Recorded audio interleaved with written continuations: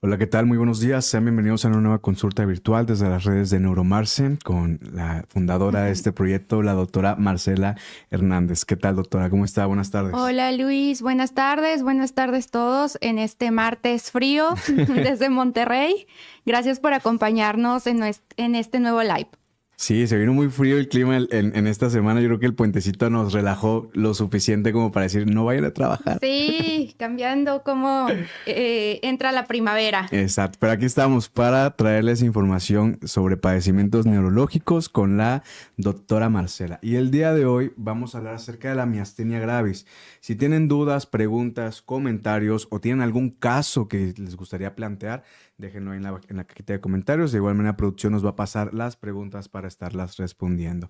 Pero bueno, doctora, miastenia gravis, ¿qué viene siendo este tipo de padecimiento neurológico? Bueno, la miastenia gravis viene su nombre de mios, que deriva del griego músculo, astenia, que quiere decir cansancio, debilidad o fatiga, y gravis, que viene del latín, que significa grave. Entonces es una fatiga, debilidad o cansancio grave del músculo. Ok.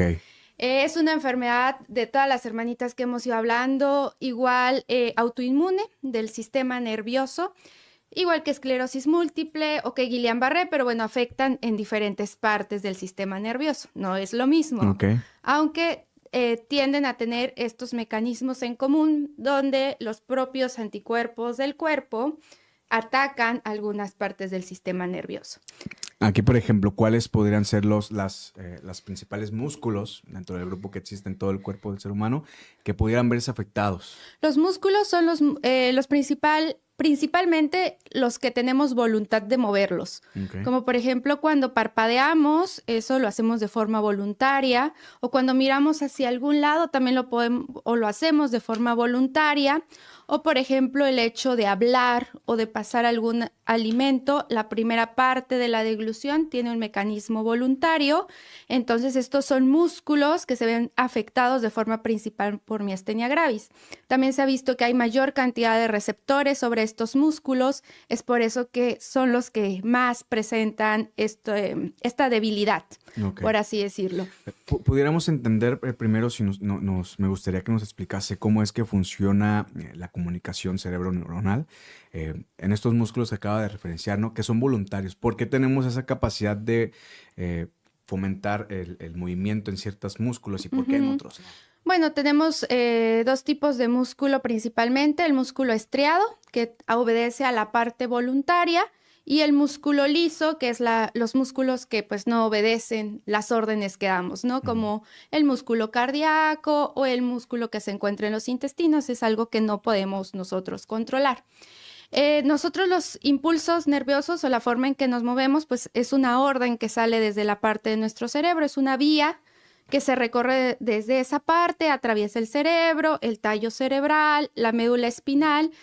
Esa señal se lleva al nervio hasta llegar al músculo. El nervio le va a dar la indicación al músculo de hacer el movimiento, ¿no? Funciona como una maquinaria pues perfecta, como lo podemos ver en la imagen, donde el nervio, en sus terminaciones nerviosas, vamos a encontrar pues que le manda la señal al músculo.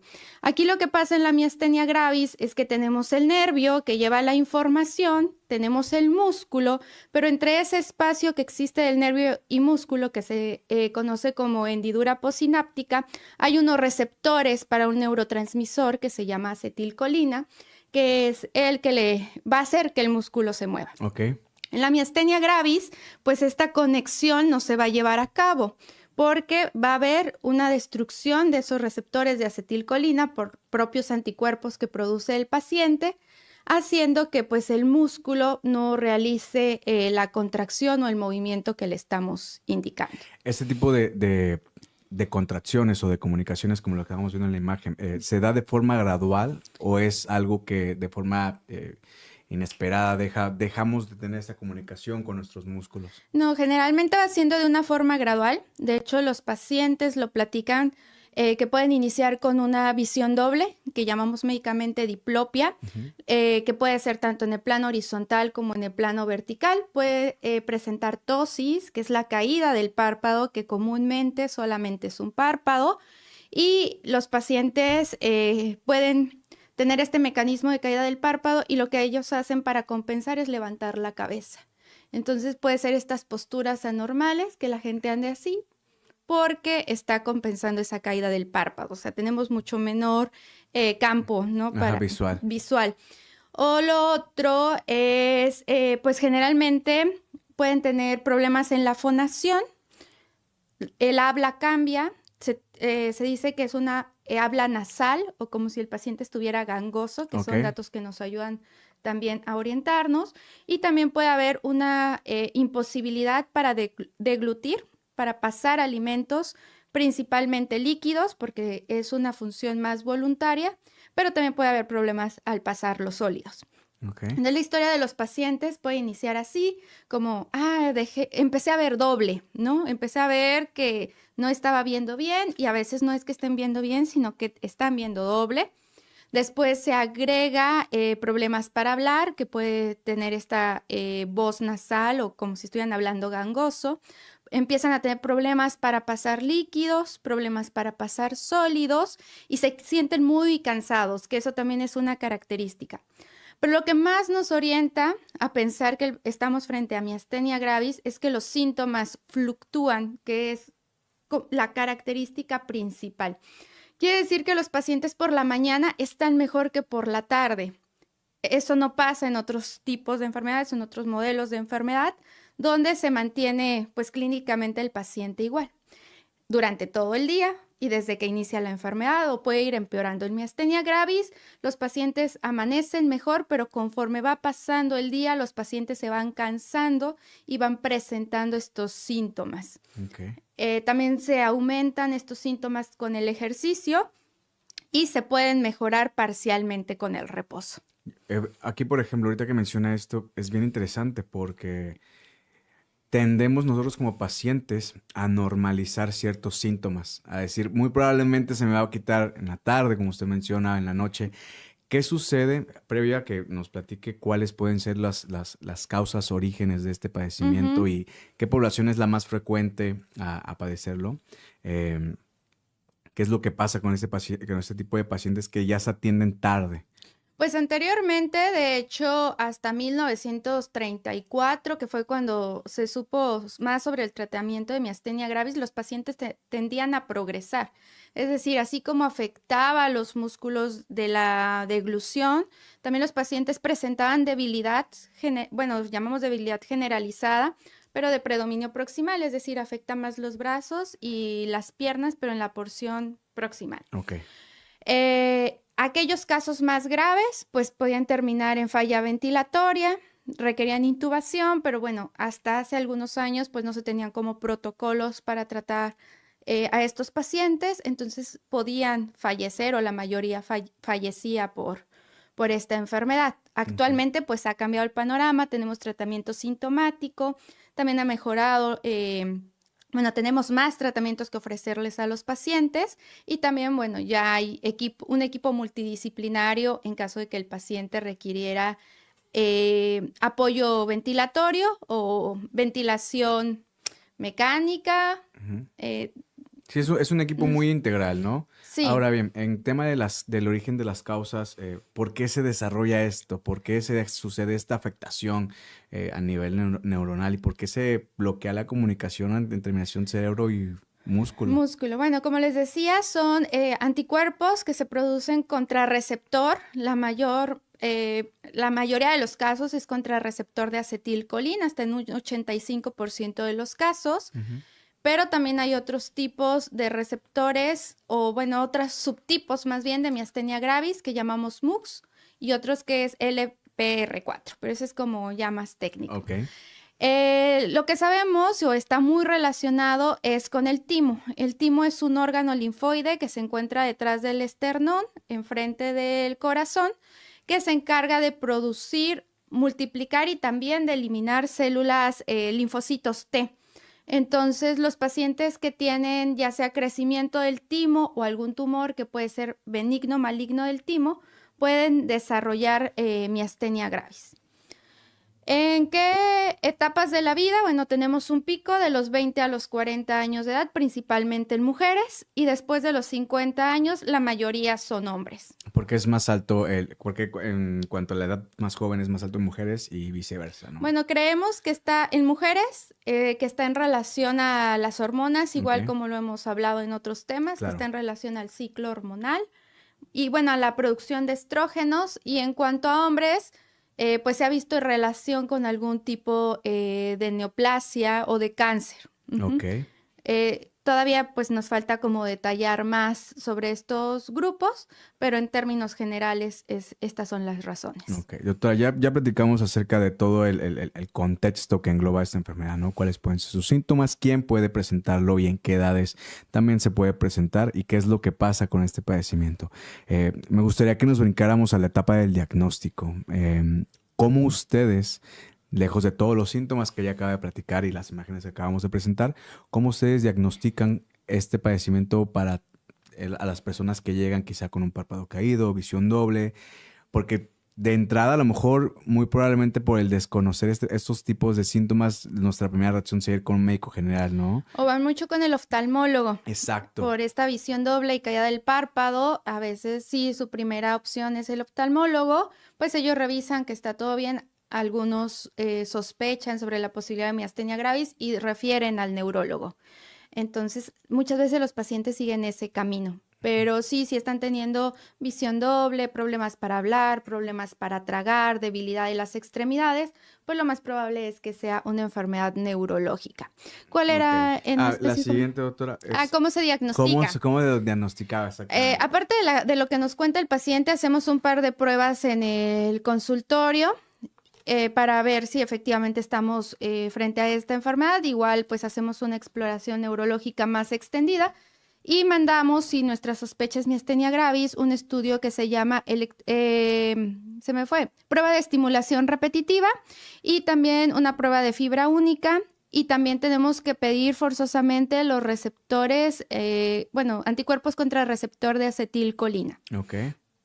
Como decíamos, esta relación que hay con el timo, pues pedimos también una tomografía de tórax para ver si ese timo está crecido o hay algún tipo de tumoración por esta relación que existe.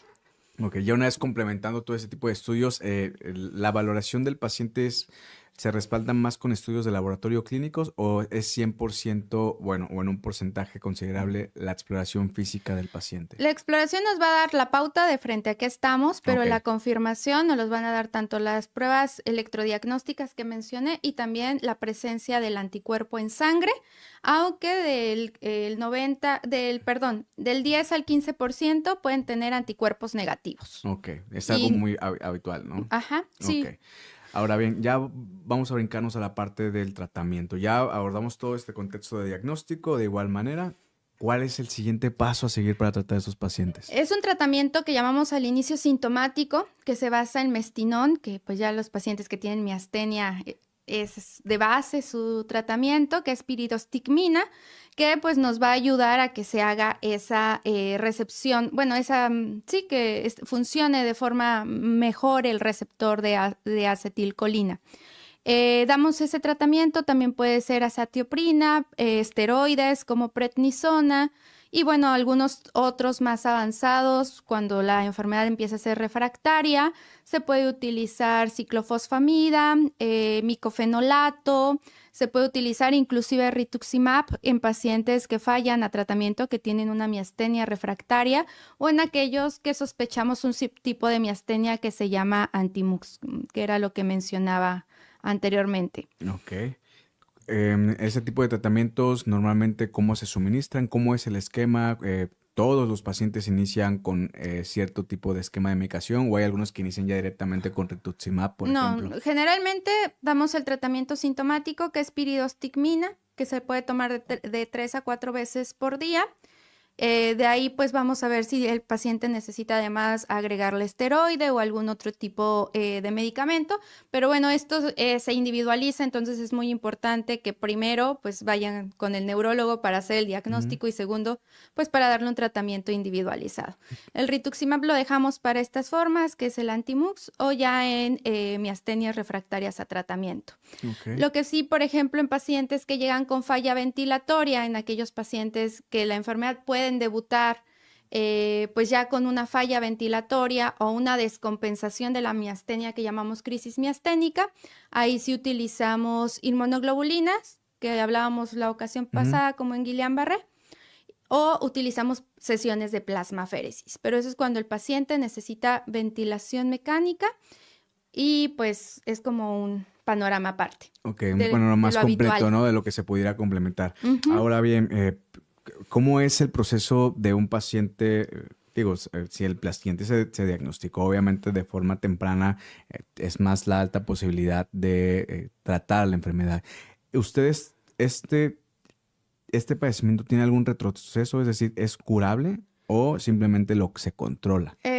Generalmente se controla, pero ahora con los nuevos estudios que hay respecto a quitar el timo, que es este órgano que está muy relacionado con miastenia, pues sí se ha visto que puede haber una tasa de curación, aunque no es inmediata. Generalmente los pacientes continúan con el medicamento aproximadamente durante 2 años. Entonces, pues todavía nos falta más estudios, también hay criterios para hacer la cirugía del timo. Pero bueno, eso creo que lo podemos acomodar un poquito más adelante en una sesión de preguntas y respuestas. Sí, de igual manera. Vamos a hacer una sesión. Tema. Exacto. Estamos casi ya por terminar, así que como le dijo la doctora, vamos a hacer una sesión de preguntas y respuestas para que todas las dudas que surgieron en esta consulta virtual las puedan guardar, déjenlas en comentarios para que hagamos una recapitulación y pues procedamos a hacer el tema de preguntas y respuestas acerca de miastenia gravis. Doctora, para terminar. Me hizo mucho ruido que mencionó 2 tipos de miastenia. ¿Cómo las pudiera o cómo se clasifica? Más que nada para poder cerrar esa brecha, ¿cuál es la miastenia quizá más agresiva que existe? Si es que lo pudiera yo llamar así. Pues no hay como tal, bueno, hay una clasificación que la forma generalizada pues es la más agresiva. Hay formas focales, como lo decía, que solamente afectan los músculos oculares o también los músculos de la fonación o la deglución. Quizá la forma más grave pues es esta que afecta de forma generalizada, así lo llamamos, que afecta todo esto. Existe pues esta miastenia que no es una miastenia hereditaria, pero sí existe, por ejemplo, en mujeres que tienen miastenia, sus hijos pueden cursar con miastenia transitoria neonatal por el paso de estos anticuerpos hacia el bebé, que generalmente se resuelve en los 3 meses. El que hablamos es sobre todo una miastenia adquirida, entonces no es hereditaria, pero es estacional, ¿se podría decir? No sé, no creo que ese término sea correcto. Pero sí hay algunos tipos genéticos, pero son muy raros que no vamos a abordar en este momento. Y la miastenia transitoria neonatal. Sí, es muy extenso el tema, sinceramente. Sí, es demasiado. como para abarcarse en como para hacer unos 5 episodios de esto. Sí. Doctora, para terminar, ¿qué nos pudiera recomendar si es que es posible quizá mejorar hábitos de vida para todos los pacientes que quizá no cuentan con un diagnóstico, pero pues quieren prevenir? Pues desafortunadamente no existe como tal la prevención. Lo mejor que le puede pasar al paciente es ser diagnosticado de forma oportuna para iniciar tratamiento, recuperar calidad de vida. Se indica ejercicio cuando los pacientes pues ya están más controlados de la enfermedad. También pues una nutrición que sea adecuada al paciente por estos problemas que hablábamos de la deglución. No consumir tabaco, no consumir alcohol, creo que serían las mejores recomendaciones en este momento. Y bueno, tener una dieta lo más saludable posible, pero no existe como tal una dieta para el paciente con miastenia. Ok, doctora. Para la gente que nos está viendo, si requiere una consulta de primera vez, ¿nos pudiera compartir su información? Sí, nos encontramos en The Brain Clinic. Estamos en Monterrey, porque sí me han preguntado varias veces dónde estamos ubicados. Estamos, ahí está la dirección en pantalla. Y también van a aparecer los números por si alguien tiene alguna duda o quisiera una consulta de neurología. Con mucho gusto. Excelente. Muchas gracias por estar aquí, doctora. Gracias por habernos compartido parte de esta información. Y pues esténse muy al pendientes porque vamos a estar publicando contenido a través de las redes de la doctora Marcela. De igual manera, suscríbanse, es completamente gratis. Preparen sus preguntas, compartan este contenido para a todos sus familiares, seres conocidos y pues también para que estemos en contexto de, como lo menciona la doctora, si no bien se puede prevenir, que sea un diagnóstico oportuno. Les deseo un excelente martes. Mi nombre es Ángel Prado y recuerden que este programa está en colaboración con Cap Medical, su clínica de infusión y de corta estancia especializadas en terapias de infusión. Nos vemos, hasta luego. Gracias.